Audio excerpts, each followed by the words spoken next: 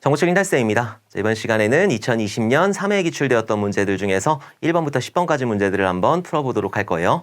자, 20년, 21년 하면서 빈출되는 문제들이 꽤 많이 출제가 되었어요. 근데 22년도부터는 그런 빈출되는 문제들이 자주 출제가 되지 않는다. 그래갖고 여러분들이 필기 공부하듯이 문제답 이런 식으로 절대 공부하시면 안 되는 거예요. 여기 있는 실기 기출해설 특강을 들으면서 그거와 관련된 개념들을 여러분들이 다시 한번 상기시켜야 되는 거지 문제답 이런 식으로 외워두시면은 절대 안 된다. 제가 간곡하게 당부드리도록 할게요. 자, 그리고 프로그래밍 언어는 익숙해지셔야 된다. 자, 그럼 1번부터 보도록 할게요. 형상 통제에 대해 간략히 설명하시오 라고 해가지고 형상 통제라든지 아니면 반정교화라든지 이런 문제들은 굉장히 잘 나와요. 이런 약수령 같은 경우에는 뭐 서술형 해가지고 막 길게 쓰라고 나오진 않고 약수령 정도가 나오게 되는데 형상 통제라든지 이상현상이라든지 반정교화라든지 이런 것들은 써라 나올 수가 있단 말이에요. 그래서 이런 것들은 쓰실 수 있는 그런 연습을 해주셔야 되는 거고, 일단 형상관리 같은 경우에는 전반적으로 다 중요해요. 그래갖고 형상관리 절차 같은 경우에는 어떻게 되느냐, 식도감기라고 그랬단 말이에요. 그래서 형상 식별을 진행을 하게 되는 거고, 그 다음에 형상 통제를 하게 되는 거고, 그 다음에 형상 감사를 하게 되는 거고, 마지막으로 형상 기록을 이렇게 수행을 하게 된다. 그래서 식도 감기 꼭 기억을 해두셔야 되는 거고, 형상 식별에서는 나올 게 없어요. 이거를 써라 나오진 않아요. 형상을 식별하는 거예요. 말 그대로 각각의 뭐 팀들이 있으니까 거기에 맞는 버전들을 식별하게 되는 거고, 여기 있는 통제가 중요한 거예요. 형상 통제가. 형상 통제라고 하는 건 뭐냐면은 지금 버전 1번 나왔단 말이에요. 뭐 이런 식으로 해가지고 버전 1번이 이렇게 나왔는데, 이 버전 1번이 아니라 사용자의 요청, 어떤 요청에 의해서 이런 버전들을 변경하는, 그래서 뭐 형상관리위원회의 승인을 받아가지고 베이스라인에 적용을 하는 그런 일을 수행하는 게 형상 통제가 된다. 그러니까 버전 1에서 버전 2로 바꾸겠다라고 하는 거예요. 요게 이제 적절한지 그렇지 않은지 형상통제위원회 승인을 받아가지고 그거를 현재의 베이스라인에 적용하는 거, 그걸 보고 형상통제라고 한다. 형상감사는 말 그대로 감사하는 거죠. 이게 잘 됐는지 안 됐는지. 기록하는 건 말 그대로 기록하는 거고, 그래서 여기 있는 식별이라든지 감사라든지 기록이라든지 여기에서는 크게 출제가 될 게 없어요. 이렇게 약수라시오 이런 것들. 근데 형상통제 같은 경우에는 그게 나올 수 있다라는 거. 그리고 여기 형상식별하고 형상통제하고 형상감사하고 형상기록하고 이렇게 4단계로 이루어진다는 거를 꼭 기억을 해두시고, 형상관리는 전반적인, 그러니까 모든 것들을 관리하게 되는 거고, 가장 작은 개념은 변경관리가 되는 거예요. 변경관리. 변경관리라고 하는 거는 내가 어떤 소스 코드를 바꿨다 그러면 걔가 변경이 되는 거고, 이것들에 대해서 버전을 부여해가지고 뭐 버전을 가지고 다시 되돌린다든지 이런 작업을 하는 게 버전관리 도구라고 하는 거죠. 그 다음에 이런 변경관리하고 버전관리를 전부 다 포함하는 게 뭐다? 형상관리이다. 그래서 우리는 버전관리 도구를 배우는 거예요. 버전관리 도구. 여기에서 버전관리 도구 같은 경우에는 CVS라든지 아니면 SVN이라든지 아니면은 기시라든지 이런 것들이 대표적이다라고 했죠. 여기 있는 형상관리는 버전관리를 포함하고 있어요. 그래서 얘를 형상관리 도구라고 해도 되는 거고 버전관리 도구라고 해도 아무 상관이 없는 거예요. 똑같은 말이니까. 얘가 변경관리와 버전관리를 전부 다 포함하고 있기 때문에 뭐 시험에서는 형상관리 도구에 대해서 뭐 종류를 쓰시오라고 나왔는데 걔는 버전관리 도구잖아요. 버전관리 도구이지만 형상관리에 포함이 되기 때문에 여기 있는 것도 전부 다 형상관리 도구에 해당이 되는 거예요. 형상관리는 그런 것들을 전반적으로 관리해 주는 거를 말하게 된다. 그래서 뭐 여기 있는 CVS라든지 SVN 같은 경우에는 중앙 집중식이 되는 거고, 깃 같은 경우에는 분산형이 되는 거고, 그리고 뭐 공유 폴더 방식 같은 경우에는 RCS, SCCS 이런 것들이 있는데 걔는 그냥 한 사람의 눈이 빠지게 보는 거죠. 자, 이런 것들이 이제 변경관리, 버전관리, 형상관리 뭐 이렇게 되는 거고, CVS, SVN, 깃 이런 것들이 있다. 그리고 일단 우리가 이런 버전관리 도구가 어떻게 움직이느냐, 일단 중앙 집중식으로 했을 때 제일 최초에 뭐를 하냐면은 대빵 개발자가 있을 거 아니에요? 대빵이니까 이제 왕관을 이렇게 씌워줘야지. 왕관을 이렇게.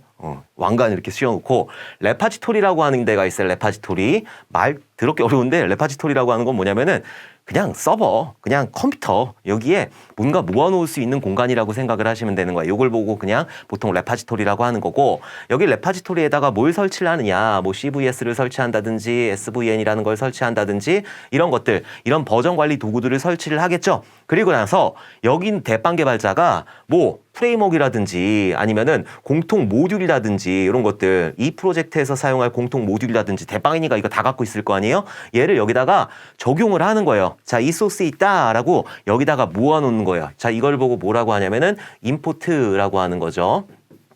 이런 것 용어들 전반적으로 어떻게 돌아가는지 알아야지 거기에 해당하는 그런 명령어들이 뭐가 있는지 아는 거지. 그냥 임포트가 뭐고 체크아웃이 뭐고 뭐 체크인이 뭐고 이런 것들은 그냥 외운다고 되는 게 아니란 말이에요. 그래서 이런 전반적인 것들을 여러분들 흐름을 아셔야 되는 거예요.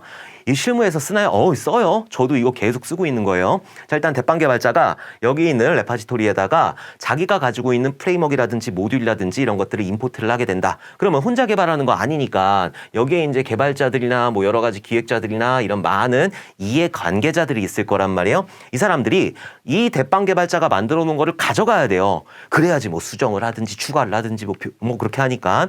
그래서 이렇게 쭉쭉 가지고 가요. 얘도 가지고 가고 얘도 가지고 가고 얘도 가지고 가고 이게 기본적으로 있어야지 개발이 가능한 거니까 이렇게 가지고 가는 것을 뭐라고 하냐면은 체크아웃이라고 하는 거예요. 체크아웃, 체크아웃이라고 하는 거고 다시 안 쓰고 그냥 체크아웃이라고 해도 아무 상관없어요. 그다음에 뭔가 소스 코드를 새로 만들잖아요. 여기 있는 프레임워크라든지 모듈만 가지고 하는 거 아니니까 여기다가 이 개발자가 여기 A라고 하는 개발자가 내가 어떤 소스 코드를 만들었단 말이에요. 그럼 여기다 적용을 시켜야 되겠죠. 적용을 시켜야지 가져가든지 이렇게 하니까 그래서 이렇게 적용을 시키는 거를 보고 add라고 하는 거예요. add. 그러니까 뭔가 없는 파일들을 올리는 거를 add라고 하는 거고. 자, 그리고 여기 있는 것들 add를 했어요. 애들을 했으면은 가지고 가야 될 거 아니에요. 여러 사람들이 여기 있는 대빵 개발자도 가져가야 되는 거고 얘도 가져야 되고 얘도 가져야 되고 그래서 이걸 보고 업데이트라고 하는 거예요. 업데이트 하게 되면은 여기에 변경되었던 것들 추가되었던 것들을 다 가지고 갈 수가 있다. 자, 그리고 이런 add가 아니라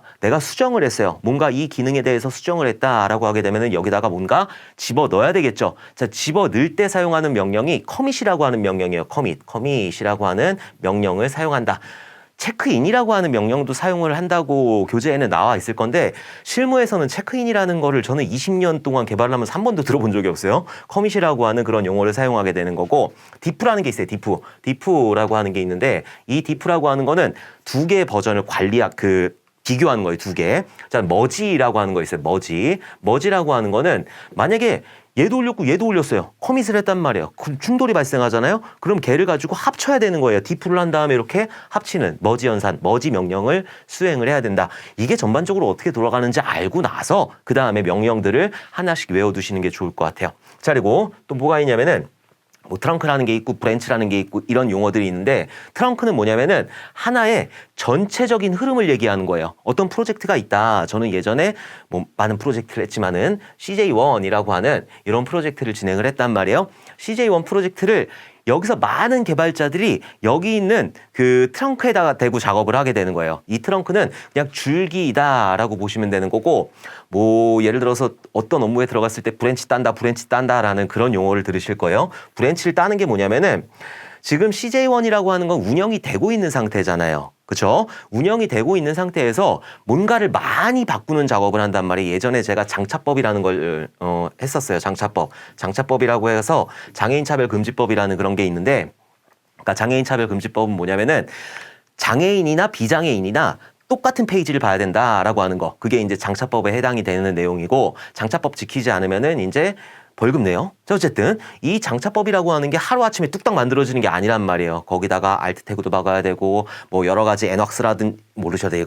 뭐 그런 도구들을 이용해 가지고 표준도 맞춰야 되는 거고 여러 가지 작업을 한단 말이에요. 그래서 제가 장차법 여기 CJ1의 장차법을 수행을 할 때 두세 달 정도 걸렸던 것 같아요. 그리고 뭐 저 혼자 들어간 것도 아니고 우리 팀장님도 있었고 저도 있었고 우리 애들도 있었고 그래갖고 한 4명인가 5명인가 이렇게 들어가 가지고 두 달에서 3달 동안 작업을 했어요. 근데 여기서 작업을 하면서 지금 만약에 여기다 대고 작업을 했다. 여기 있는 트렁크에다 대고 작업을 했다. 오류가 발생을 할 수 있단 말이에요. 이상한 내용이 나올 수가 있는 거고. 그래서 여기다 대고 작업을 못 해요. 그래서 브랜치를 딴단 말이에요. 브랜치를 따가지고 여기 있는 4명에서 5명은 여기다가 대고 작업을 하는 거예요. 여기다가 대고 작업을 하다가 나중에 이거 적용을 해야 되겠죠. 장차법이 적용된 그 페이지를 여기다 적용을 해야 되겠죠. 그때 뭘 한다? 머지라는 걸 하게 된다. 이렇게 여기 있는 트렁크라는 게 있는 거고 브랜치를 따게 되는 거고 여기 있는 트렁크하고 브랜치하고 나중에 머지를 하게 된다.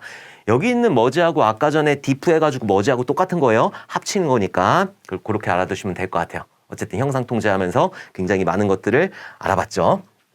형상 통제 문제답을 알아주시는 게 아니에요. 지금 기출해설 특강에서는. 그런 건 아무 의미가 없어요. 진짜. 아무 의미가 없다. 그럼 이런 얘기를 하시는 분들이 있을 수도 있어요. 2023년 1회에 기출문제 굉장히 많이 나왔다. 좀 많이 나온 거 알아요. 아는데 그때는 시험이 개편이 됐어요. 근데 개편이 됐는데 그때 이제 그 정권도 바뀌고 그래가지고 이것들을 빨리 승인을 못 해주는 거예요. 그래갖고 문제를 빨리빨리 수급을 못했다. 그럼 문제를 수급을 못했을 때 어떻게 해야 돼요? 예전에 있는 거 활용을 해야 되잖아요. 그래가지고 많이 출제가 되었던 거지 그렇게 많은 문제들이 출제가 되진 않는다. 그래갖고 이런 것들 형상 통제에 대해서 알면서 형상 관리에 대한 전반적인 것들을 다시 한번 새록새록 떠올리셨으면 좋겠어요. 자, 형상 통제라고 하는 거는 소프트웨어 형상 변경 요청을 검토하고 변경 요청이 들어왔으니까 그걸 검토하고 승인하여 이 승인은 누가 해줘요? 형상통제위원회에서 그거를 현재 베이스라인에 반영될 수 있도록 통제하는 활동이다. 이렇게 쓰실 수 있어야 된다. 베이스라인 안 들어가면 안고 없는 찐빵이에요. 그래갖고 여기 있는 베이스라인을 꼭 적어주셔야 된다. 그래서 이게 1번의 정답이 되는 거예요. 자, 2번 보도록 할게요. 다음은 EAI 구축 유형에 대한 설명이다. 1과 2에 해당하는 유형을 쓰시오. 자, EAI라고 하는 거는 인터페이스 하는 거죠. 그러니까 어떤 기업하고 혹은 기업 내부에서도 어떤 소프트웨어, 어떤 그 프로젝트하고 어떤 프로젝트하고 데이터를 주고받을 수 있잖아요. 이런 것들을 뭔가 솔루션 형태로 만들어 놓은 걸 보고 EAI라고 하는 거예요. 그러니까 기업의 EAI라고 하는 게 기업의 어플리케이션을 통합하는 거잖아요. 기업의 어플리케이션을 이렇게 두 개를 합치는 게 아니라 각각의 쓰임새가 틀리니까 두 개를 그렇게 합치는 게 아니라 여기 있는 데이터를 여기서도 활용해야 되는 거고 여기 있는 데이터를 여기서도 활용을 해야 되는 거니까 그런 데이터들을 활용할 수 있도록 중간에 솔루션을 만든 거예요. 근데 그 유형이 4가지가 있다라고 하는 거죠. 포인트 투 포인트, 허브 앤 스포크, 메시지 버스, 그리고 허브 앤 스포크하고 메시지 버스를 합쳐놓은 하이브리드형 이렇게 4가지가 있다. 그래서 포인트 투 포인트 같은 경우에는 개발자들 둘이 나와요. 그래갖고 여기서 협의를 하는 거예요. 내가 어떤 값 던질 테니까는 넌 나한테 어떤 값을 전달해줘. 이런 것들을 협의를 하는 거예요. 이렇게 포인트하고 연결해주는 거. 그걸 보고 포인트 투 포인트라고 하는 거고 허브 앤 스포크라고 하는 거는 중간에 허브라는 걸 이렇게 둬요. 그래갖고 여러 그 어플리케이션들이 있으면은 여기 있는 중간에 있는 허브를 통해서 데이터를 전달하게 되는 거. 요게 이제 허브 앤 스포크라고 하는 거고 메시지 버스 같은 경우에는 얘는 그냥 버스 형태를 이용한다라고 생각을 하시면 되는 거예요. 내가 여기서 데이터를 흘리게 되면은 필요한 데서 가져가서 쓰는 거. 요걸 보고 이제 메시지 버스라고 하는데 메시지 버스가 ESB가 되는 거예요. 자, 다음에 하이브리드 같은 경우에는 허브 앤 스포크하고 메시지 버스하고 두 개를 합쳐놓은 그런 형태이다. 그래서 여기 있는 4가지 꼭 기억을 해두셔야 돼요. 자, 첫 번째 1번 같은 경우에는 중간에 미드레이어를 두지 않고 각 어플리케이션 간 직접 연결을 한다. 자, 솔루션 구매 없이 통합한다. 상대적으로 저렴하게 통합이 가능하다. 자, 변경, 재사용이 어렵다. 얘 같은 경우에는 만약에 허브 앤 스포크라든지 메시지 버스 같은 경우에는 공통의 뭔가 문서를 제공을 할 거 아니에요. 입력은 이렇게 하고 출력은 이렇게 된다라는 걸 제공을 할 건데 얘는 그게 아니란 말이에요. 개발자하고 나와가지고 지들끼리 협의해가지고 지들끼리 만든단 말이에요. 그럼 다른 솔루션하고 할 땐 여기 다른 솔루션하고는 얘는 다른 개발자잖아요. 그럼 서로 또 틀리겠죠. 자, 이게 이제 그 여기 있는 변경 재사용이 어렵다라고 하는 그런 의미가 되는 거고 1번에서 얘기하는 거 요거는 포인트 투 포인트가 되는 거죠. 그래서 이거는 정답이 포인트 투 포인트가 되는 거고 두 번째, 단일 접점이 허브 시스템을 통해 데이터를 전송하는 중앙 집중적 방식이다. 허브 나왔으니까 허브 앤 스포크가 되는 거예요. 자, 모든 데이터 전송을 보장하고 확장 및 유지 보수가 용이하다. 그런 솔루션들을 만들었으니까 자, 허브 장애 시 전체에 영향을 미칠 수가 있다. 당연한 거죠. 허브가 장애가 발생하게 되면은 데이터를 주고받을 수가 없으니까. 그래서 2번에 들어가는 건 뭐다? 허브 앤 스포크가 된다. 자, 나머지 것들. 그래서 1번은 포인트 투 포인트, 두 번째는 허브 앤 스포크라고 있는 거고 메시지 버스 요 뒤에 없는데 메시지 버스 같은 경우에는 그냥 버스 형태의 노선을 따라가지고 데이터를 주고받게 되는 거. 그걸 보고 메시지 버스라고 하는 거고 하이브리드 같은 경우에는 여기 있는 허브 앤 스포크하고 메시지 버스하고 두 개를 합쳐놓은 형태. 요걸 보고 하이브리드 형태라고 한다.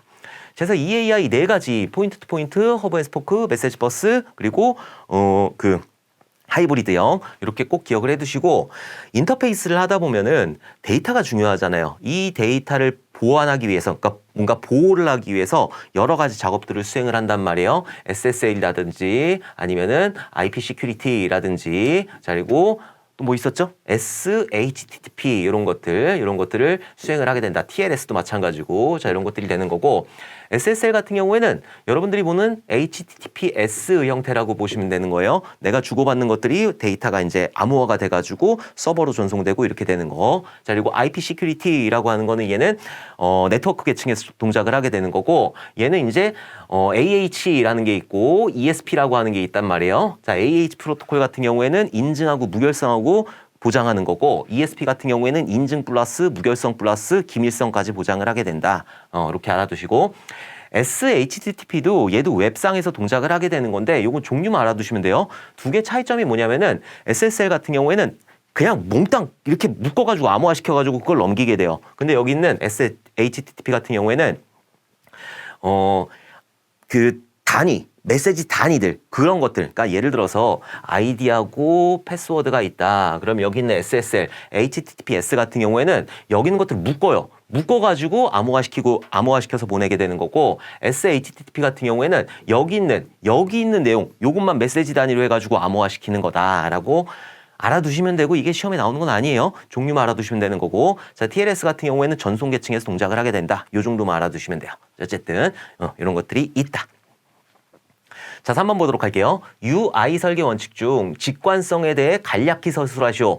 요거 지난 시험에서도 나왔었단 말이에요. 그때는 뭐 이렇게 나온 게 아니라 UI 설계 원칙 4가지를 쓰시오라고 해가지고 우리가 직관성이라든지 유효성이라든지 학습성이라든지 유연성이라든지 이런 거 4가지 꼭 외워야 된다고 그랬죠. 근데 그중에 직관성이라고 하는 건 뭐냐. 내가 이 사이트를 봤을 때 이게 무슨 기능을 하는지 정확하게 알 수 있어야 된다라고 하는 거. 그게 이제 직관성에 해당이 되는 거죠. 누구나 쉽게 이해하고 사용할 수 있어야 한다. 얘는 학습성하고 헷갈릴 수도 있단 말이에요. 사용자가 기능을 쉽게 파악할 수 있도록 해야 된다. 내가 이 기능을 봤을 때 어떤 기능을 수행하고 있는지 그런 것들을 파악하기 쉬워야 된다라고 하는 거예요. 얘가 로그인 이렇게 만들어 놨어요. 그럼 걔가 로그인 박스구나. 뉴스 뭐 이렇게 돌아가. 그럼 얘는 뉴스를 볼 수 있는 영역이구나. 이런 것들을 직관적으로 알 수 있어야 되는 거죠. 위에 거는 조금 애매하고 얘는 학습성에 가까울 수가 있으니까 밑에 거 사용자가 기능을 쉽게 파악할 수 있도록 해야 된다. 이렇게만 알아두시면 될 것 같아요. 자, 4가지 한번 보도록 할게요. 직관성. 누구나 쉽게 이해하고 사용할 수 있어야 된다라고 하는 게 이거예요. 사용자가 기능을 쉽게 파악할 수 있도록 해야 된다라고 하는 거하고 똑같은 개념이고 유효성. 사용자의 목적을 정확하게 달성을 해야 된다. 사용자의 목적. 그러니까는 내가 로그인하겠다라는 그런 목적을 정확하게 달성해야 되는 거고 자, 학습성.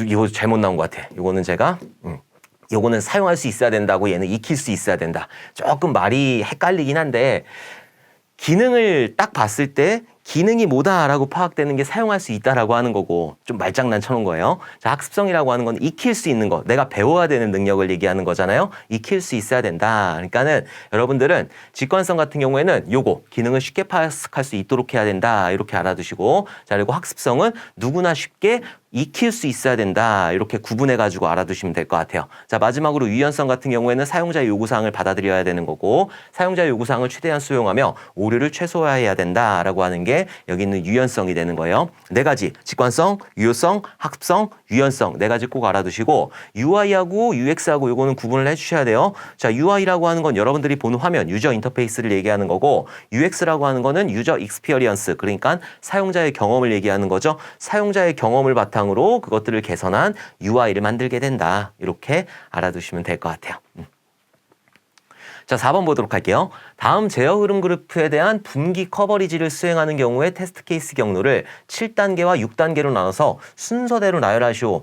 7개 쓰고 8개 써라 라고 하는 건데 사실 이 문제 같은 경우에 답이 어마어마하게 많이 나와요. 왜냐면은 얘가 어디서 나왔던 거냐면은 그 대학교 교재에서 딱 토시 하나 틀리지 않고 물론 안에 있는 내용들은 조금 바뀌겠지만 이 순서도 그대로 해가지고 대학교 교재에 사용을 한단 말이에요. 그 문제에서 이걸 2번이나 출제를 했어. 근데 이런 거 같은 경우에는 답이 굉장히 많은 형태로 나올 수가 있기 때문에 7개 맞추고 6개 맞추면 되는 거예요. 이거를 가지고 이게 왜 그래요? 이건 저건 왜 그래요? 그런 것보다는 7개 맞추는 거 하나 만들고 6개 맞춰서 하나 만들면 된다. 그러니까 if 요게 이제 순서도 보게 되면은 얘가 if의 역할을 하게 되는 거거든요. 얘는 처리의 역할을 하게 되는 거고 얘도 if의 역할을 하게 되는 거고 자 그래서 이런 것들이 if라고 하는 건 참이나 거짓 이런 것들을 얘기하는 거잖아요. 그거에 맞춰가지고 하나씩 보시면 되는 거예요. 자, 첫 번째로 1번을 수행을 하겠죠. 어떤 1번을 처리한 다음에 얘가 2번이 얘가 아마 시험에서는 명확하게 나올 거예요. 얘가 2번이 되는 거고 자 2번을 가지고 분기를 할 거예요. 자 분기를 했을 때 예수로 보내도록 할게요. 자 예수로 보내는 거예요. 예수로 갔을 때 요 조건이 참이 되면 여기 있는 예수를 들어오겠죠. 그럼 여기에 3번을 수행하겠죠. 3번이라는 걸 수행을 한다. 그리고 화살표가 이렇게 들어가 있으니까 그 밑으로 내려가는 거죠. 만약에 여기 있는 화살표가 이렇게 해가지고 이렇게 들어갔어요. 그럼 여기는 4번 수행 못하죠. 예스일 땐 4번 수행 못하는 건데 지금 얘 같은 경우에는 3번에서 끝나고 나서 화살표가 이렇게 들어가 있잖아요. 그렇죠? 그렇기 때문에 여기 있는 4번도 수행을 해줘야 된다. 화살표가 여기니까 여기로 가라고 했으니까 가라고 한 대로 가면 되는 거예요. 가라고 한 대로. 가가지고 4번을 이렇게 수행을 해주면 되는 거고 자 다음 밑으로 내려오라고 했죠? 밑으로 내려와서 5번 처리를 이렇게 수행을 해주게 되는 거고 자 또 분기를 만났어요. 자 분기일 때 x가 y보다 크냐라고 해서 우리 예스로 보냈으니까 그럼 예스로 보내면 되는 거예요. 예스로 보내가지고 1, 2, 3, 4, 5, 6 1, 2, 3, 4, 5, 6 뭐 이런 식으로 해가지고 예스로 보내면 되는 거고 아니면은 뭐 노루 가도록 할게요. 이번에는 노루 한번 가보도록 할게요. 자 노루 갔을 때도 마찬가지로 1번 한 다음에 2번 수행을 하겠죠. 근데 이제 예스가 아니라 노루 들어갔잖아요. 그럼 노루 가가지고 4번 수행하면 되는 거죠. 여기는 3번 수행 안 하고 4번 이렇게 수행해주면 되는 거고 5번은 바로 처리해주면 되는 거고 그 다음에 여기 if 6번은 태워야 될 거 아니에요. 자 6번 태워야 되는 거고 그 다음에 노루 갔으니까 7번으로 들어가면 되는 거잖아요. 7번 7 1, 2, 4, 5, 6, 7 1, 2, 3, 4, 5, 6 이렇게 있는데 아까 7단계와 6단계라고 그랬으니까 전부 다 6단계죠. 6단계니까 만약에 7단계니까 이거는 7단계니까 이거 두 개 둘 다 답이 돼요. 이거 답이 제가 많이 나올 수 있다라고 그랬잖아요. 이건 둘 다 7단계 안 나왔으니까는 7단계 한번 보도록 할게요. 자, 1번 수행하고 2번 수행하고 3번으로 들어가겠죠. 자, 3번으로 들어갔어요. 그 다음에 4번 처리하고 5번 처리했어요. 그 다음에 6번 처리한 다음에 여기선 또 노를 보낼 수가 있잖아요. 예스로도 보낼 수 있는 거고 노를도 보낼 수 있는 거고 그렇기 때문에 여기가 7번 이렇게 수행이 된다. 1, 2, 3, 4, 5, 6, 7 그래서 하나, 둘, 셋, 넷, 다섯, 여섯, 일곱 개가 진행이 되게 되는 거잖아요. 그러니까 얘 두 개가 답이 될 수가 있어요. 얘가 답이 될 수가 있는 거고 그렇기 때문에 얘는 순서도의 화살표가 어디로 향하고 있느냐 그리고 7개하고 6개 만들려고 그랬으니까 여기서 7개 만들면 되는 거고 1, 2, 3, 4, 5, 6, 7 과철 보세요. 1번, 그 다음에 2번, 3번, 여기서 4번, 5번, 6번, 7번. 노로 갔을 때 예스로 했을 때 무조건 예스라는 보장은 없잖아요. 여기서 예스가 나왔을 때 여기서 노가 나올 수가 있기 때문에 여기서 예스가 나와서 여기도 예스가 나올 경우도 있겠지만은 여기서 예스가 나왔을 때 여기서 노가 나올 경우가 있으니까 그러니까 답안이 좀 많이 나온다라고 하는 거예요. 이런 문제가 지금 2번이나 출제가 된 거에 대해서 참 그래요. 어쨌든 자 6단계로 했을 때는 1, 2, 4, 5, 6, 7 이것도 답이 될 수도 있는1, 2, 3, 4, 5, 6, 7 1, 2, 3, 4, 5, 6, 1 그러니까 이게 답이 많다니까 5, 6, 7로 갈 수도 있게 되는 거고 그래서 얘 같은 경우에는 굉장히 많은 답이 나오게 된다. 그러니까 요거는 여러분들이 그냥 잘만 따라가시면 되는 거예요. 예스, 노 이런 거 잘 따져가지고 잘만 따라가시면은 된다. 7번하고 끝내도 되는 거잖아요. 7번하고. 그죠? 7번하고 아까 끝났잖아. 7번 이렇게 해가지고 7번에서 어디로 가는 거 없으니까. 그러니까 1, 2, 3, 4, 5, 6, 7도 정답이 될 수가 있다라고 하는 거예요. 1, 2, 3, 4, 5, 6, 1 해가지고 이렇게 들어갈 수도 있는 거고. 그러니까 이게 무조건 예스다, 무조건 노다라고 하는 게 아니잖아요. 예스로 갔다가 노로 갈 수도 있는 거고 노로 가가지고 예스로 갈 수도 있는 거고 그렇기 때문에 7개하고 6개만 맞춰주시면 되는 거예요. 얘 같은 경우에는 예전에 다시 한번 말씀드리지만은 대학교에 이런 문제가 토시 하나 틀리지 않고 그대로 있다고요. 그래갖고 그거를 가지고 계속적으로 활용을 하는 부분이기 때문에 이런 문제 같은 경우에는 여러 가지 답안 형태가 나올 수가 있고 논란이 굉장히 많이 될 수 있는 그런 문제가 되는 거죠.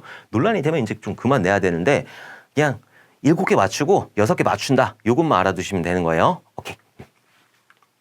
그러면 이건 커버리지 관련된 문제이고 자 커버리지 한번 보도록 할게요. 자 커버리지라고 하는 건 테스트에 보면 커버리지라고 하는 게 있잖아요. 커버리지는 테스트를 얼마나 수행했느냐 그 단위가 테스트 커버리지가 되는 거예요. 테스트 커버리지 테스트 관련해 가지고는 굉장히 많이 나올 수가 있어요. 조금 이따가 블랙박스 뭐 이런 것도 나올 텐데 이런 커버리지 문제가 나올 수도 있는 거고 오라클 문제가 나올 수도 있는 거고 이렇게 단위 테스트, 통합 테스트, 시스템 테스트, 인수 테스트 이런 것들이 나올 수가 있는 거니까 테스트는 폭넓게 봐주셔야 되는 거예요. 보통 보면은 한 문제 정도는 출제가 되는 것 같아요. 테스트 부분에서. 그래서 여러분들이 뭐 스톱, 드라이버 이런 것들도 알아두셔야 되는 거고 그런 것들 전반적으로 알아두셨으면 좋겠고 테스트 오라클 나올 거란 말이에요. 그래서 테스트 오라클에 대해서 쓰시오. 얘는 진짜로 약수령으로 내면 굉장히 좋은 문제가 되는 거니까 그냥 답도 명확하거든요. 이 테스트의 결과가 참인지 거짓인지 판단하기 위해서 미리 정의된 참값을 대입하는 그런 활동이다 라고 하는 게 테스트 오라클이 되는 거고 종류서라도 나올 수가 있는 거죠. 참 오라클 그리고 샘플링 오라클, 휴리스틱 오라클, 일관성 검사 오라클 이렇게 네 가지가 있는 거니까 이렇게 종류를 써라 나올 수가 있기 때문에 이런 오라클 문제도 잘 나올 수가 있고 커버리지 문제도 나올 수가 있어요. 근데 커버리지 너무 어렵게 생각하지 마세요. 뒤에 보면은 뭐 굉장히 어려운 커버리지들이 있는데 그 소스 코드 가지고 하는 것들 뭐 여기서 말고 다른 데서 막 가지고 오셔가지고 저한테 문의를 하시는데 이런 커버리지 문제 같은 경우에 그런 문제들 되게 어려운 문제들은 7급 아니면 감리사 이런 데서 나오는 문제들이기 때문에 그거에 대해서 너무 막 복잡하게 생각하거나 그러진 않으셨으면 좋겠어요. 종류는 좀 알아두시면 좋을 것 같아요. 자, 일단 가장 기본적으로 구문 커버리지라고 하는 게 있고 조건 커버리지라고 하는 게 있고 결정 커버리지라고 하는 게 있어요. 자, 여기 있는 구문 커버리지는 뭐냐면은 테스트를 수행을 할 때 소스 코드를 보면서 테스트를 수행을 할 때 하나씩 구문을 보는 거예요. 구문을. 코드 구조 내의 모든 구문에 대해 한 번 이상 수행하는 테스트 커버리지이다. 그러니까 가장 간단한 커버리지가 여기 있는 구문 커버리지가 되는 거고 조건 커버리지하고 결정 커버리지는 조금 구분을 하셔야 돼요. 조건 커버리지 같은 경우에는 결정 포인트 내에 모든 개별 조건식에 대해서 수행하는 테스트 커버리지이다. 이게 무슨 말이냐면은 if라고 하는 게 있단 말이에요. 그럼 여기에 뭐 조건들이 들어가게 되는 거죠. 근데 여기에 조건이 하나만 들어가는 게 아니라 조건 1, and, 조건 2, and 뭐 이런 식으로 여러 개가 들어갈 수가 있죠. 자, 이때 결정 포인트, 이 전체에 참거짓이 나오는 거는 얘는 보고 결정 포인트라고 하는 거예요. 근데 이런 결정 포인트 내에 결정 포인트 이 자체의 트루 폴스를 보는 게 아니라 이 안에 있는 조건 1과 조건 2에 얘가 트루 폴스가 나오고 얘가 트루 폴스가 따로 나온다라고 하는 게 여기 있는 조건 커버리지가 되는 거예요. 그러니까 이 결정 포인트에 대해서는 신경 안 쓰고 여기 있는 조건들 각각의 개별 조건식에 대해서만 트루 폴스가 나오게 하는 거 이렇게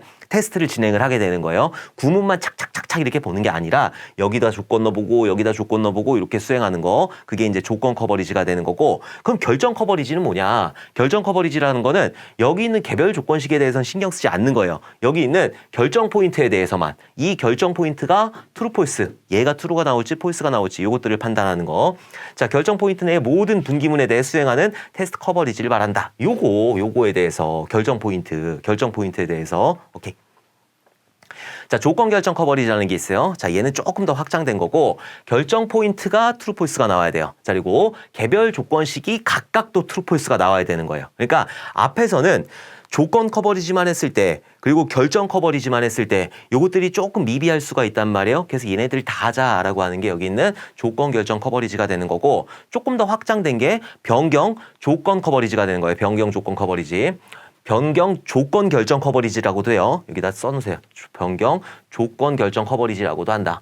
자, 모든 결정 포인트 내의 개별 조건식은 적어도 한 번 트루 폴스를 가져야 된다. 그러니까 그 결정 포인트가 true가 나왔어요. 그럼 개별 조건식이 true, false가 나와야 되는 거고 개별 조건식 각각이 여기가 false가 나왔으면은 얘도 true, false가 나와야 된다라고 하는 거예요. 그래서 이론적으로 얘가 가장 안정적이라고 보시면 되는 거예요. 자, 다중 조건 커버리지 결정 포인트 내에 모든 개별 조건식의 가능한 조합을 100% 보장하는 거. 근데 이렇게까지 수행을 하게 되면은 그냥 소프트웨어 만들고 테스트 커버리지만 하다 끝나게 되는 거니까 그래서 가급적 이런 조건 결정 커버리지라든지 이런 것들만 수행을 해주게 된다. 오케이. 종류하고 특징만 정확하게 알아두시면 되는 거고 가장 많이 나오는 거는 사실 조건 커버리지하고 결정 커버리지가 되는 거예요. 이렇게 알아두시고 너무 깊게 공부하시는 거는 큰 도움이 안 돼요.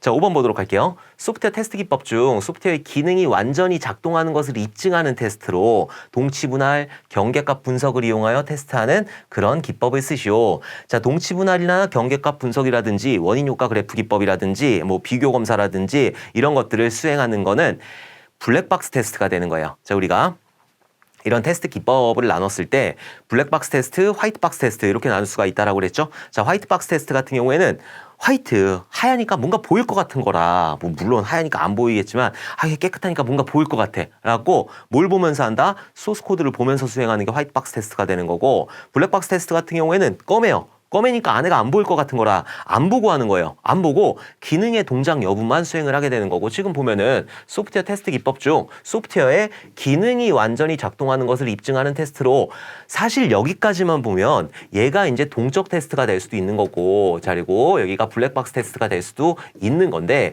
그 다음에 명확하게 나왔잖아요. 이거는 동치 분할, 경계값 분석을 이용하여 테스트하는 기법이다 라고 했을 때 동적 테스트는 아닌 거죠. 여기 있는 블랙박스 테스트의 종류 중에 하나가 동치 분할이고 경계값 분석이 되는 거니까. 그래서 여기서 얘기하는 거는 블랙박스 테스트가 되는 거예요. 블랙박스 테스트.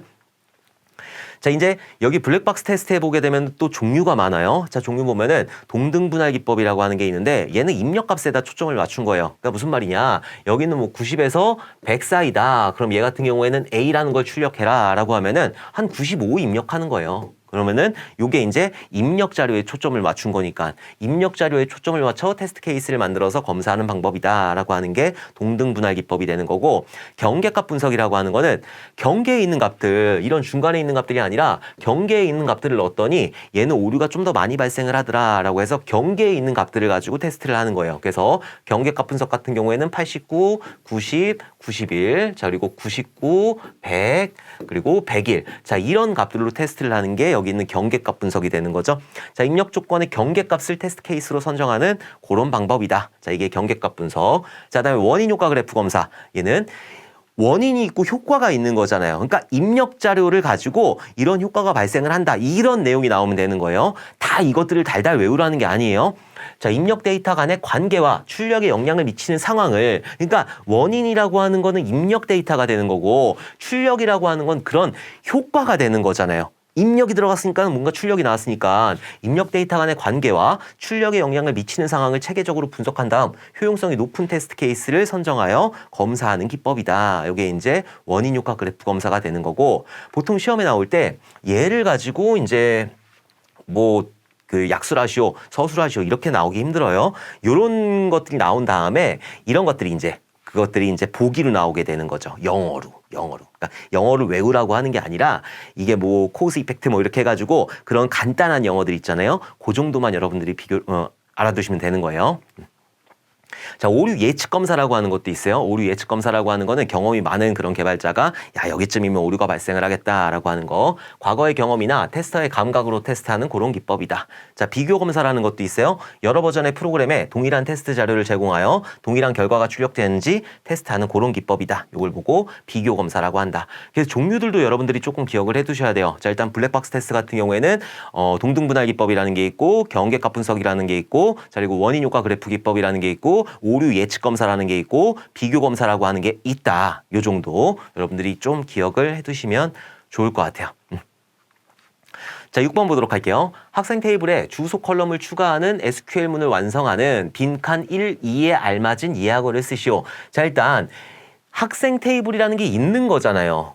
그렇죠? 학생 테이블이 있으니까 주소 컬럼을 추가를 하든지 뭘 하든지 하는 거니까, 학생 컬럼이 없는 상태에서 주소 컬럼을 추가할 수는 없으니까, 그러니까 이런 학생 테이블을 만드는 크리에이트문이라는 거는 사용하지 않겠죠? 그러면은 여기 있는 크리에이트 해가지고 학생 테이블을 이미 만들었단 말이에요. 자, 이 학생 테이블을 만들었을 때 이 학생 테이블에다가 뭔가 수정을 할 수 있는 거는 알터라는 거를 이용을 하게 돼요. 알터. 그래서 우리가 상함 DMC를 생각해야 된다고 그랬잖아요. 상함 DMC가 이렇게 되는 거고, 앞뒤로 DL, DL, DL 이렇게 붙여주면 된다. 자, DDL 같은 경우에는 create라는 거, alter라고 하는 거, drop이라고 하는 거, truncate라고 하는 거.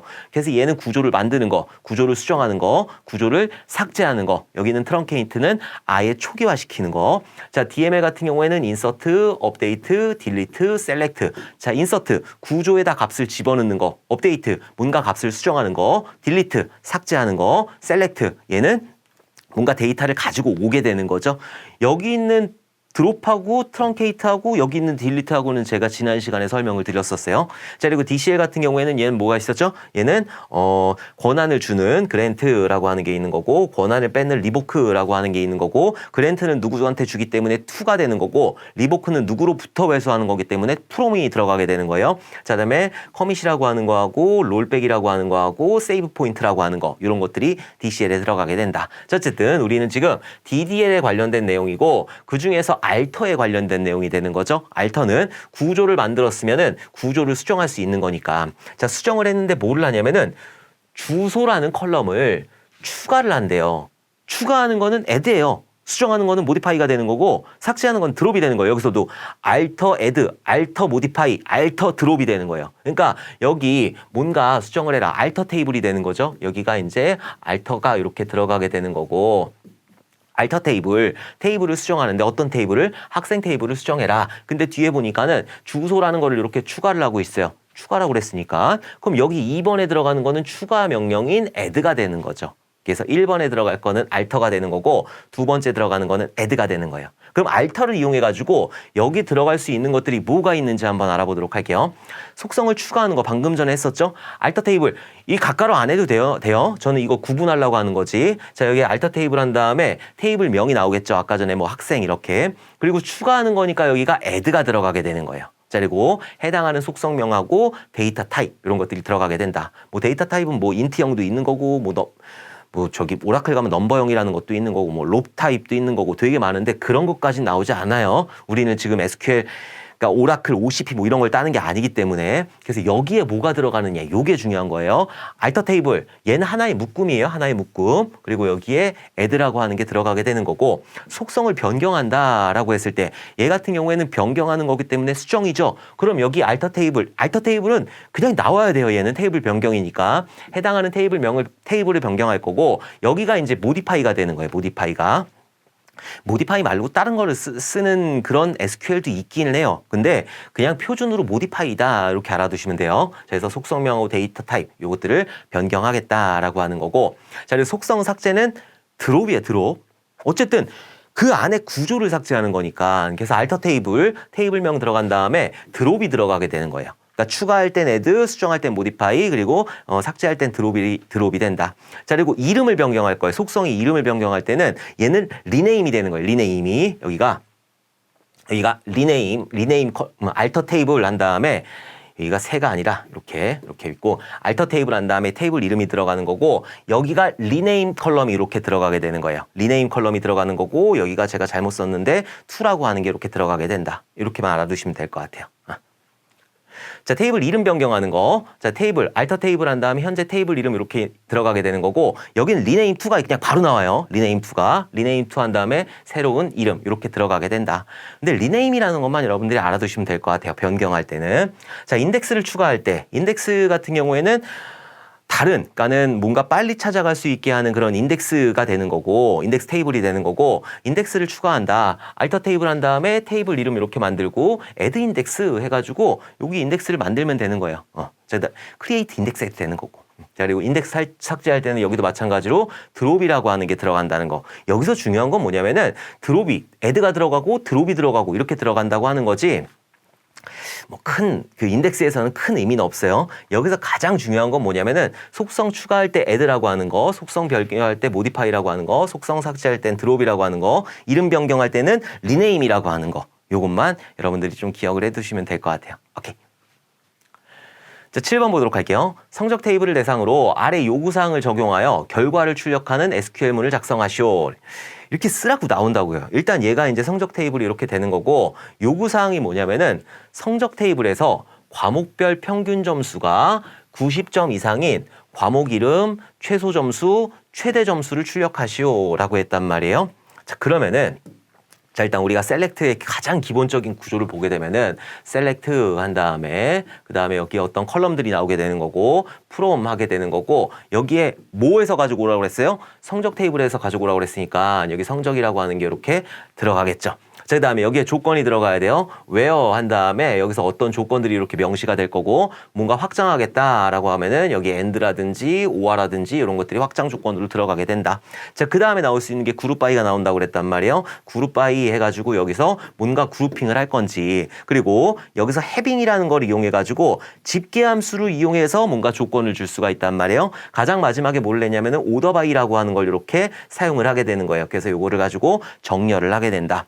근데 지금 두 번째 보니까는 where 구문은 사용하지 않는다라고 했어요. 그럼 where는 사용 못하는 거고. 자, 그리고 나서 여기 위에서 보니까는 과목별이라고 그랬어요. 과목별. 그러니까 과목별이라고 하는 거는 여기에 있는 데이터베이스하고 데이터베이스 여기에 평균 점수. 그 다음에 자료구조하고 자료구조하고 세 개. 요거에 뭐 평균 점수라든지 그런 것들. 이런 것들을 내라고 하는 거잖아요. 그럼 어떻게 해야 된다? 그룹핑 시켜야 되는 거죠. 뭘 이용해서? 과목 이름을 이용해가지고 그룹핑을 시켜야 되는 거예요. 그럼 여기에 나와야 될 게 뭐다?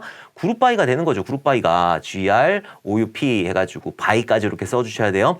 대소문자 아무 상관없어요. 자, 여기다가 뭘 가지고 여기 과목별이라고 했으니까 과목 이름이 나와야 되는 거죠. 그 컬럼명으로 해야 되는 거니까 여기에 과목 이름이라고 나와 있으니까 과목별이라고 했다고 여기다 과목별 쓰면 안 되는 거예요.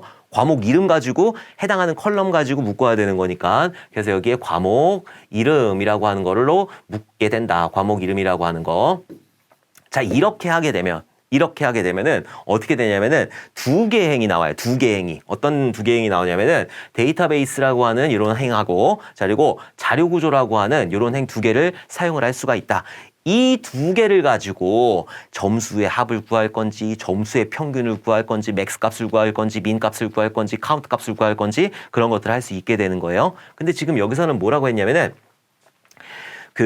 이런 최소 점수하고 최대 점수를 구하라고 그랬단 말이에요. 최대 점수 같은 경우에는 얘는 max라고 하는 함수를 사용하게 되는 거고 최소 점수 같은 경우에는 min이라고 하는 함수를 이렇게 사용을 할 수가 있어요. 그럼 여기 들어갈 건 어떻게 들어가느냐? 여기에 조금 이게 조금 요거를 어떻게 써야 되나?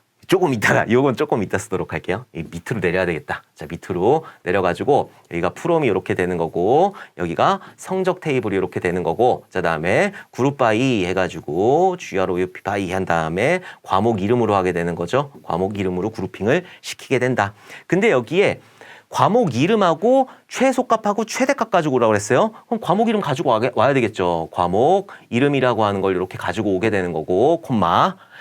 컬럼을 구분할 땐 콤마로 해야 되는 거예요. 그리고 그룹 바이 한 것만 올라올 수 있어요. 그룹 바이 안 한 거, 그러니까 무슨 예를 들어서 아까 여기 과목 번호라고 되어 있잖아요. 과목 번호는 못 해요. 과목 번호라고 하는 건 못 하고 여기에 그룹 바이 한 항목만 들어올 수가 있어요. 그래서 과목 번호가 안 되는 거예요. 그래서 지금 뭐 뒤에 그 정답을 보게 되면은 여기가 과목 이름이 된 거지 과목 번호가 들어올 수가 없다. 만약에 그럼 과목 번호를 넣으려면 어떻게 해야 돼요? 여기다가 과목 번호 넣어야 돼요. 과목 번호 이렇게 두 개를 넣어줘야 된다. 뭐 이렇게 해가지고 뒤에 보게 되면은 여기가 이제 과목 이름으로 그룹핑을 시켰잖아요. 여기 있는 것만 이렇게 올라올 수가 있으니까. 그래서 여기 있는 것만 이제 글자 못 써가지고 뒤에 잠깐 갔다 왔어요. 여기 있는 과목 이름이 여기에 이렇게 올라오게 된다. 그 다음에 뭐 구하라고 했어요? 최소 점수라고 그랬죠? 최소 점수 뭐예요? 여기에 점수의 최소 점수가 되는 거잖아요. 그러니까 최소 점수 같은 경우에는 민이 되는 거고 여기에 점수에서 가장 최소값 요거를 가져오게 되는 거고 그 다음에 최대 점수라고 그랬으니까 맥스 해가지고 여기에 점수를 이렇게 가지고 오게 된다. 맨 마지막에 여기 콤마 붙이는 거 아니에요. 그래서 과목 이름, 민값, 맥스값 이렇게 가지고 오게 된다. 그러면 일단 여기까지 가지고 왔는데 조건이 뭐냐면은 90점 이상이라고 그랬어요. 평균 점수가 이 평균이라고 하는 건 AVG라고 하는 걸 사용을 해야 되는 거고 이 AVG 같은 경우에는 이런 집계함수 같은 경우에는 셀렉트절이나 어디 해빙절에만 들어갈 수 있다. 웨어절에 들어갈 수가 없어 아예. 거기에 이제 여기 있는 AVG라고 하는 게 들어가면 아예 오류가 발생을 하게 되는 거예요. 그래서 평균 점수가 90점 이상이라고 그랬으니까 여기서 해빙 조건을 줘야 되는 거죠. 해빙 한 다음에 여기서 평균 점수니까 AVG가 되는 거예요. 평균 점수니까 AVG고 여기에 점수의 평균 점수가 어떻게 되는 거? 90점 이상이라고 그랬으니까 크거나 같냐? 90. 자, 이런 식으로 되는 거죠. 자, 여기까지 작성을 했어요. 웨어 구문은 작성하지 않는다고 그랬으니까 작성 안 했고 그룹 바이하고 해빙을 이용한다고 그랬으니까 이것도 우리가 다 진행을 했고 최소 점수, 최대 점수, 별칭을 위해 as문을 이용한다. 별칭이라고 하는 거. 얘가 만약에 이런 식으로 쓰게 되면은 위에 타이틀이 min 점수, max 점수 이렇게 나온단 말이에요. 그래서 요거를 별칭을 사용하기 위해서 여기 뒤에다가 as라는 걸 이용하게 돼요. 알리아스 이렇게 해가지고 여기에 최소 점수 이렇게 써줘야 되는 거고 그 다음에 여기도 as라는 걸 이용해가지고 콤마 써줘야 돼요. 각각의 컬럼에는 여기에 최대 점수 이런 식으로 여러분들이 작성을 해주셔야 된다. 자 마지막에 명령문의 종결 문자인 세미콜론은 생략 가능합니다. 라고 했으니까 세미콜론 써도 되고 안 써도 되고 아무 상관이 없다. 요 세미콜론의 의미는 제가 많이 말씀을 드렸는데 요 세미콜론 같은 경우에는 하나의 명령만 있을 때는 안 써도 돼요. 얘가 여러 개의 명령이 들어갔을 때 얘 여러 개잖아요. 얘 셀렉트하는 거 하나죠. 그죠? 여러 개가 있을 때 그때 그 명령들을 구분하기 위해서 세미콜론을 사용하게 되는 거고 지금 하나기 때문에 이런 것들 사용하지 않아도 되는 거예요. 자, 그럼 우리는 다 조건에 맞춰가지고 작성을 했잖아요. 그럼 답안을 한번 보면 되는 거죠. 자, 여기서 지금 성적이라는 테이블에서 가지고 올 건데 과목 이름을 가지고 그룹 바이를 했어요. 자, 그리고 여기서 having이라는 걸 이용해 가지고 성적, 여기가 점수죠, 점수. 어이구, 요거는 제가 저기 교환해 놓고 쳐놓도록 할게요. 점수가 90보다 크거나 같은 거 요거를 가지고 오는데 여기 있는 내용들 이 과목 이름으로 그룹핑을 시킨 다음에 거기서 민값하고 거기서 맥스값, 최소 점수, 최대 점수 이렇게 가지고 와라 라고 하는 이런 SQL문을 여러분들이 작성을 하실 수 있어야 된다. 이렇게 하실 수 있어야 돼요. 그래서 요거 저한테 질문 주시는 분들 보면은 이렇게 해도 정답이에요? 저렇게 해도 정답이에요? 아무래도 제가 교재에다가 이런 여러 가지 조건들까지 표현을 안 했기 때문에 결과값만 나오면 정답이에요. 근데 이런 시험에서는 이런 조건들이 주어진단 말이에요. 요구사항들이. 그 요구사항에 맞춰가지고 여러분들이 작성을 해주시면 되는 거예요. 자, 이제 8번 보도록 할게요. 자, 학생 테이블에서 이름이 민수인 학생 튜플을 삭제하는 SQL문을 작성하시오. 단 다음의 요구사항을 참고하여 작성하시오. 라고 그냥 민수인 것 삭제한다.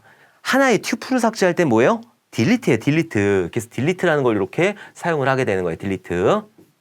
그 다음에 이 딜리트 말고 인서트부터 알아보도록 할게요. 자, 인서트. 우리가 명령을 어떻게 쓰느냐. 인서트 같은 경우에는 얘는 묻지도 따지지도 말고 인서트 인투가 되는 거죠. 그 다음에 여기에 테이블명이 이렇게 들어가게 되는 거고 그리고 여기에 어떤 컬럼에다 집어넣을 거냐. A라는 컬럼, B라는 컬럼, C라는 컬럼. 짜리고 여기 values라고 하는 게 들어가게 되는 거죠. 자, 그래서 여기 컬럼명에 맞춰가지고 뭐 숫자는 써도 되고 안 써도 돼요. 호따옴표. 자, 그다음에 여기 문자는 무조건 써주셔야 되는 거고 여기 3 이런 식으로 숫자는 써도 되고 안 써도 된다. 자, 이렇게 인서트 인투 그 다음에 테이블명 들어오고 컬럼명 나오고 values 해가지고 여기에 있는 값들이 들어갈 수가 있어요. 근데 만약에 여기 컬럼명이 빠지는 형태가 될 수도 있단 말이에요. 빠지게 되는 거는 필수적으로 들어가는 컬럼들 꼭 있어야 되는 것들 뭐 프라이머리 키라든지 이런 것들이 다 들어가 있다라고 하면 얘는 생략해도 돼요. 근데 보통은 여기다가 명시를 해주는 게 좋아요. 자, 어쨌든 인서트라고 하는 구문은 이렇게 되는 거고 그 다음에 업데이트 같은 경우에는 얘는 수정을 하는 거죠. 업데이트 한 다음에 여기 바로 테이블명 들어오게 되는 거예요. 그 다음에 여기 셋 한 다음에 여기다 어떤 것들을 넣을지 어떤 것들을 바꿀지 A라는 컬럼의 값을 1로 바꾸겠다. 콤마 여러 개 쓸 때는 B라는 컬럼에 있는 값을 A로 바꾸겠다. 콤마. 자, C라는 컬럼에 있는 값을 뭐 DD로 바꾸겠다. 끝이에요. 콤마 쓰는 거 아니에요, 여기서는. 자, 그 다음에 여기 where라는 조건을 줘가지고 여기에 어떤 것들, 뭐 A가 뭐 3이냐 이런 것들. 자, 이렇게 줘도 되고 안 줘도 되고 아무 상관없어요. 숫자는 문자는 무조건 줘야 되는 거고 자, 이런 식으로 쓸 수 있는 게 업데이트가 되는 거예요. 업데이트 테이블명 셋한 다음에 여기 어떤 것들을 바꿀지 맨 마지막에 콤마 안 집어넣는다는 거. 자, 그리고 where 해가지고 이런 식으로 조건을 줄 수 있다라고 하는 거. 자, 그 다음에 이제 딜리트 해봐야 되는 거죠. 셀렉트는 아까 했으니까 안 할 거예요. 자, 딜리트 같은 경우에는 딜리트 한 다음에 얘도 묻지도 따지지도 않고 프롬이라고 하는 게 이렇게 나오게 되는 거예요. 딜리트 프롬 한 다음에 여기 테이블명이 이렇게 들어가게 되는 거고 그 다음에 조건을 명시해 줘야 되는 거죠. where 조건 줘가지고 뭐 A라는 게 1이냐 이렇게 써도 되고 이렇게 써도 되고 오케이. 자, 지금 여기서는 뭘 쓰라고 그랬냐면은 학생 테이블에서 민수인 학생 튜플을 삭제하라고 그랬어요. 그럼 조건 보니까 일단 딜리트부터 쓰고 자, 딜리트 한 다음에 딜리트 프롬이 되는 거죠. 자, 그리고 어떤 테이블이라고 그랬어요? 학생 테이블이라고 그랬어요. 그러니까 여기 학생 테이블이라고 하는 게 이렇게 들어가게 될 거고 그 다음에 이제 조건들 가지고 한번 보도록 할게요. 자, 이름 속성의 데이터는 문자형이다. 그렇다. 문자형 데이터는 작은 따옴표로 표시하시오. 당연히 작은 따옴표로 표시해야 되는 거예요. 문자니까 얘는 아니라고 이거에 안 나온다고 하더라도 무조건 문자는 작은 따옴표로 표시를 해주셔야 돼요. 자, SQL 명령은 대소문자를 구분하지 않는다. 원래 구분하지 않아요. 자, SQL문의 종교일자 문자인 세미콜론은 생략 가능하다라고 했으니까 써도 되고 안 써도 되는 거죠. 근데 아직 끝나지 않았어요. 왜? 지금 이렇게 하게 되면 학생 테이블에 있는 것들 다 지워져요. 그래서 지금 민수인 것만 지우기 위해서는 웨어 조건을 줘야 되는 거죠. 웨어 한 다음에 여기에 이름이 같냐 민수인 거. 자, 이렇게 써주시면 된다. 따옴표 생략해도 된다고 그랬으니까 안 쓰면 되는 거예요. 같냐 이거 돼요? 안 돼요. SQL문에서는 같냐를 얘기하는 거 요거 하나가 되는 거예요. C 언어나 자바에서나 이렇게 같냐 이거를 이렇게 표시하는 거지 SQL 같은 경우에는 같냐라는 걸 물어보는 건 이렇게 하나를 표시하게 된다. 이렇게 알아두시면 될 것 같아요. 그래서 정답은 이런 식으로 되는 거죠. 오케이. 그래서 정답은 delete from 학생 where 이름이 민수인 거를 가지고 와라. 민수인 거를 지워라 라는 그런 명령이 된다. 자, 9번 보도록 할게요. 데이터베이스 스키마에 대해 간략히 서술하시오. 자, 스키마라고 하는 거는 총 3단계 스키마로 나눌 수가 있어요. 그래서 외부 스키마라고 하는 게 있고, 자, 그리고 개념 스키마라고 하는 게 있고, 그리고 마지막으로 내부 스키마라고 하는 게 있다.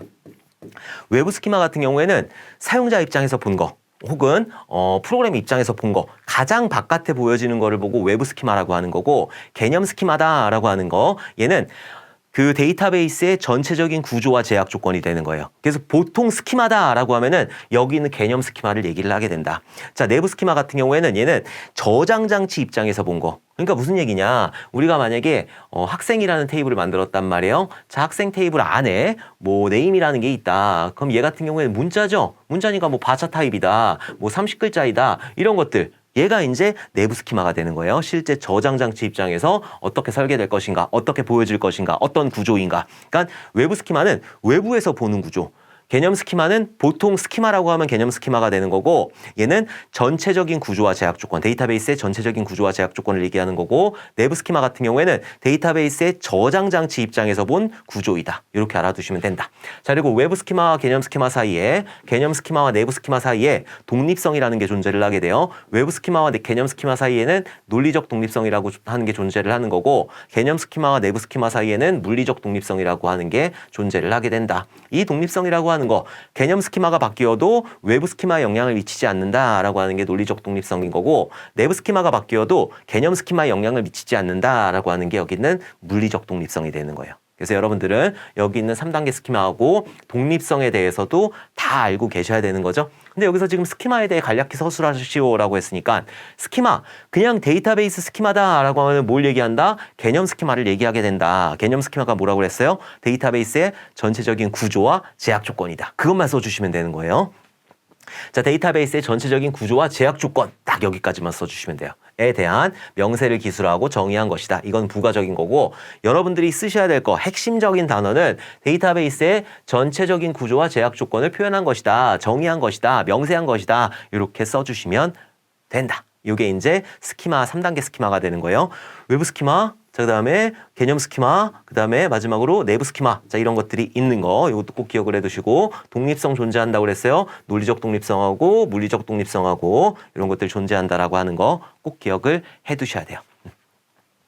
자, 10번 보도록 할게요. 다음에서 설명하는 관계 대수 연산의 기호를 쓰시오. 자, 관계 대수 연산자 같은 경우에는 종종 출제가 돼요. 그래갖고 순수관계 연산자하고 일반 집합 연산자 종류들 꼭 기억을 해두셔야 되고 자, 릴레이션 A에서 릴레이션 B의 모든 조건을 만족하는 튜플을 제외한 후 프로젝션하는 연산이다. 그러니까 얘 같은 경우에는 뭔가 만족하는 튜플들을 가지고 오게 되는 거죠. 만족하는 튜플을 제외한 후, 그러니까 만족하는 튜플을 말이 조금 애매하긴 한데 제외한 후 프로젝션하는 연산이기 때문에 만약에 A, B라는 게 있어요. 그러니까 일단 만족이라는 거, 요거 만족하는 튜플을 프로젝션에서 제외한 후 이게 맞는 건데 어쨌든 이게 이제 그 복원을 하다 보니까는 완벽한 단어가 만들어지지 못한 점 양해 좀 부탁드리도록 할게요. 자, A, B라는 릴레이션이 하나가 있는 거고 B라는 릴레이션이 있단 말이에요. 이 B라는 릴레이션에 만족하는 튜플들을 가지고 오게 되는 거예요. 근데 여기 있는 B라고 하는 항목은 안 가지고 오는 거예요. A만 가지고 오게 되는 거예요. A만. 요거는 나중에 데이터베이스 특강에서도 제가 많이 몇 문제 출제를 했었고 그리고 그리고 저기 문제도 굉장히 많으니까 그리고 뭐 그냥 본강에도 있고 하니까는 그거를 확인해 주시면 될 것 같고 기출해설 특강에도 있어요. 그러니까는 그때 한번 확인을 해 주시면 될 것 같아요. 어쨌든 B의 모든 조건을 만족하는 이라고 그랬으니까 얘 같은 경우에는 디비전 연산, 디비전 나누기 연산이 되게 되는 거예요. 여기서 만족하는 조건을 만족하는 튜플을 가지고 온다. 여기서 제외한 후가 이렇게 빠져야 되는데 얘 같은 경우에는 프로젝션을 제외하는 요거를 좀 써야 되는데 어쨌든 모든 조건을 만족하는 튜플을 가지고 오는 그런 연산자이다. 이렇게 알아두시면 될 것 같아요. 요것도 제가 교환에는 조금 다시 반영을 해놓도록 할게요. 그래서 10번의 정답은 디비전 연산이 되는 거고, 자, 관계대수 연산자 종류를 보게 되면은 셀렉트 같은 경우에는 가지고 오는 거 아톰이 되는 거고, 프로젝트 연산 같은 경우에는 얘는 파이 기호를 쓰는 거예요. 그래갖고 요 파이 기호 같은 경우에는 해당하는 컬럼들, 그러니까 A라는 컬럼, B라는 컬럼 이런 것들을 가지고 오게 되는 거고, 조인 연산이라고 하는 건 보타이 기호라는 걸 사용하게 된다. 자, 그리고 디비전 연산 같은 경우에는 나누기 기호를 사용을 하게 되는 거고, 합집합은 이런 식으로 교집합, 차집합, 카티션 프로덕트 이런 식으로 사용을 하게 된다. 지금 문제 같은 경우에는 지금 여기서 이것들을 다 다룰 수가 없으니까 제가 관계대수 관련해 가지고도 특강으로 구성을 했죠. 데이터베이스 특강으로. 그래서 거기에 있는 내용들을 다시 한번 참고를 해주시면 될 것 같아요.